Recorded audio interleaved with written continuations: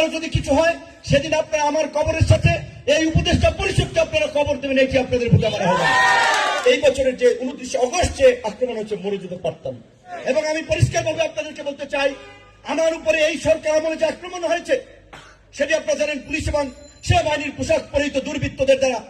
এই ঘটনায় যেহেতু 30 কার্য দিবসের নোটিশ জারি করে 4 সেপ্টেম্বর থেকে এখন পর্যন্ত বিচার করে নাই, তার মানে এই ঘটনায় সরকারের মৌন সমর্থন রয়েছে এবং যদি বিচার না হয় তার জন্য দায়ী থাকবে সরকার।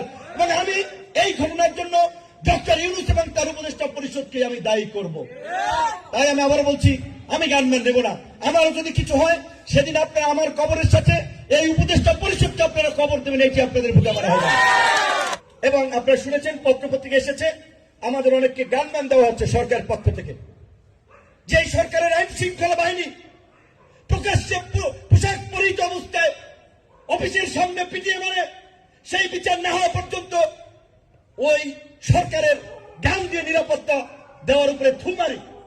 আমরা পরিষ্কারভাবে বলছি, 29 অগস্টের ঘটনায় বিচার না হওয়া পর্যন্ত আমার গানম্যানের দরকার নাই, আমি গানম্যান নেব না, প্রত্যাখ্যান করছি। আমার সরকারকে বলতে চাই, গানম্যান দিয়ে গুলি কয়েক ব্যক্তিকে নিরাপত্তা দিয়ে দেশকে নিরাপদ করতে পারবেন না। গোটা দেশের মানুষের নিরাপত্তায় সরকারকে ঢেলে সাজান, আইন শৃঙ্খলা বাহিনীকে ঢেলে সাজান, অন্যথায় প্রার্থীদের নিরাপত্তা দিলেন, ভোটাররা নিরাপদ বোধ না করলে তো কেন্দ্রে যাবে না।